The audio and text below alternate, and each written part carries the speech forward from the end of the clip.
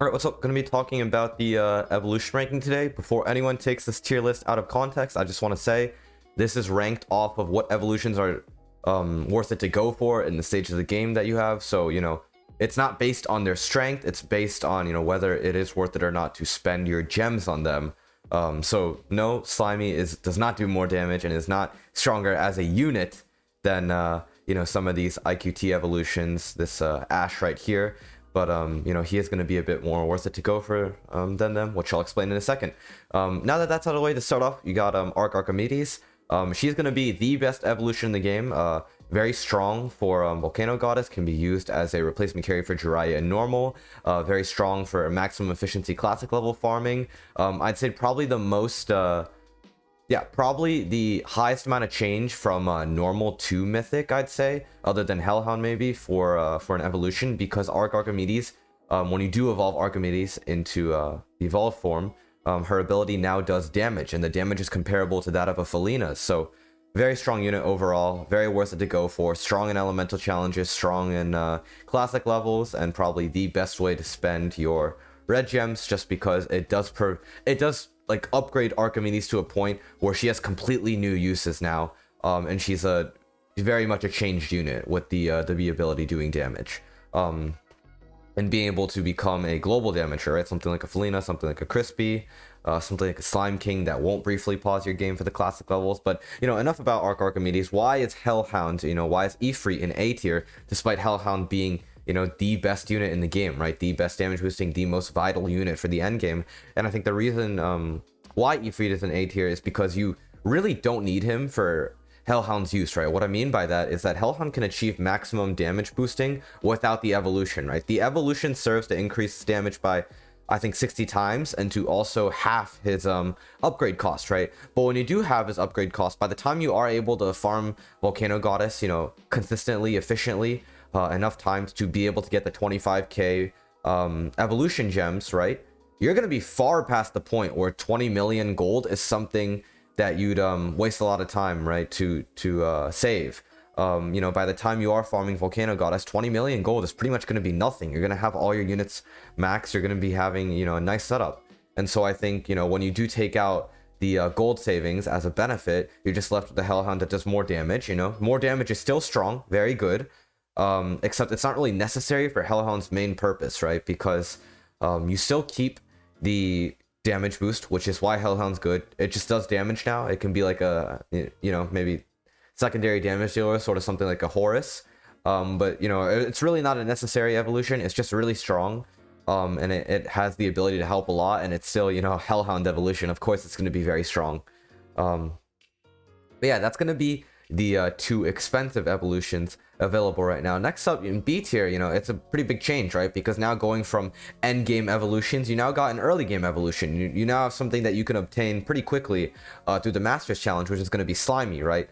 And the reason why I think Slimy deserves this B tier spot, maybe in between B and C tier, is because you can farm Masters Challenge once and be able to save 18 levels of Power Stones, right? And so what I mean by that is when you are farming Evil Summoner, it's vital that you do get units that are able to one-shot the golems on hard mode. And so normally a regular Slimy would one-shot them at level 420. The evolved Slimy one-shots them at level 402. So by evolving, you do save quite a bit of blue gems, and there's really no reason not to play Master Summoner once. I have talked a bit before about why I really don't think Master Summoner is worth it. I'll link that video down below. But I think for Slimy and maybe for Mocha, it could be a consideration, just because one run of Master Summoner saves some Power Stones, and you get a bit of a stronger unit, right? Not going to be a unit that can carry you through any levels. It's just going to be a unit that's going to be really useful for Evil Summoner. Probably leaning more towards the C tier, I'd say. So yeah, maybe B tier, C tier, take it however you will. And Mocha's sort of in that same situation as Slimy. It's just going to be a little bit more worse, because Mocha does require more evolution stones that you might have to do, maybe 2 runs of Master Summoner, which might not be worth it to save the 18 levels of Power Stones. But it's the same sort of benefits as Slimy. It's just a little bit less worth it because you do have to do more runs of Master Summoner, which is not the most time efficient challenge in the game. But next up, you do have some more endgame evolutions again. You have Chili, Frostbite, Ash. Starting with Chili first. Reason, you know, he's down in C tier. He's a pretty strong unit, pretty strong stun. But I don't think he really serves any purpose other than as sort of a budget unit in Volcano Goddess, right? Same sort of situation as Frostbite. Frostbite's going to be a little bit better, but they're both budget units in Volcano Goddess. They're usually going to be your 7th, 8th, or 9th units. Not super ideal to put in, but they do serve as a stun. They do serve as some sort of, you know, evolved utility damage. Which is why, you know, they could be good in Volcano Goddess. They could be good to go for. Again, this list is just based off of, you know, evolutions, not the units in general. They're not going to be ranked against other units.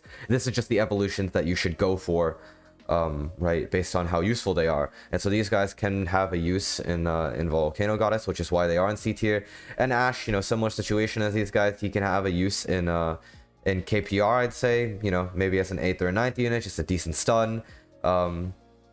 Again, you know, stun's a lot weaker after permastalling, especially Ash, who did have the potential to permastall a few units before. But yeah, overall, you know, these more endgame upgrades can have some use in the other elemental endgame levels, which is why they're over here. All right, next up, D tier. These are going to be the fire units from the other fire units, well, some of the other fire units from Volcano Goddess. Yeah, Mr. Flamey here, he receives the highest damage multiplier out of all the evolved units. And then Pumpkin Guy here. Reason they're in D tier, they are used in budget KPR levels. You know, apart from that, not really going to be that useful, I'd say.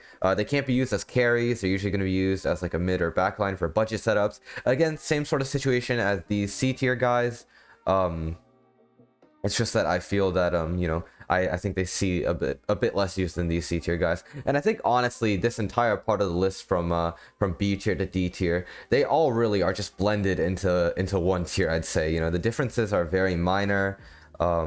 If you are, you know, looking at an order to evolve these guys, you know, it really doesn't matter, I'd say. They all serve the same sort of purpose as 7th, 8th, or 9th units. You know, their strengths and weaknesses in that department are very minuscule. So, you know, same sort of situation. Again, I said that so many times, but 8th or 9th units in KPR, and they'll help out with your budget setup. All right, but next up, going from, you know, decent units to evolve, I guess, you know, units, if you do choose to farm a little bit more, you want to get all the units in the game. Going into the hot garbage evolution units, which you should evolve last. These things are probably only worth it if you are in the end game. You finish everything. You just want to unlock all the units in the game and just play for completion of the game in some sort of aspect, right? So you got Evolved Darkwing.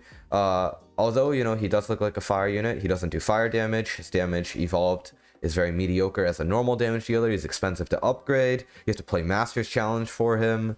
Which, you know, is a very active sort of level. It does require a lot of active playing, a lot of active exiting the game to maximize your Evo Gem intake. Not going to be worth it to get this guy in any situation. You're not going to use him in any of the elemental challenges and any of the classic levels. Not going to be worth it to get him to get the 15k Masters Challenge Evo Gems to save some amount of gold or power stones and Evil Summoner anyways.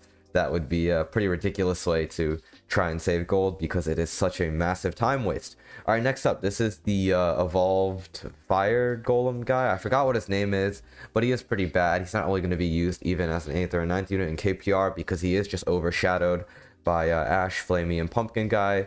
You know, these two do more damage. Ash provides the stun. He's just not very useful overall. This guy, Cappuccino, or, you know, Ice Mocha, whatever he is, same sort of situation as this fire guy here.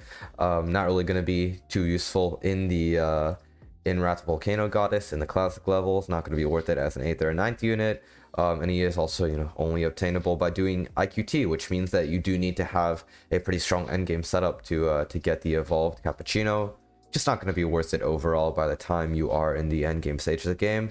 And, you know, last monster on this list is going to be Evolved Teddy. Evolved Teddy is, I believe, you know, 5,000, 10, some amount of Master's Challenge Evo stones, but, you know, really no purpose in getting him. Not going to be worth it time-wise, I believe, to save the power stones or gold. Not really going to make that much of a difference, I'd say, in your setup. Not going to be that useful in the end game, of course. Overall, you know, Teddy's just not a very strong unit. Evolved version's not going to be a very strong unit.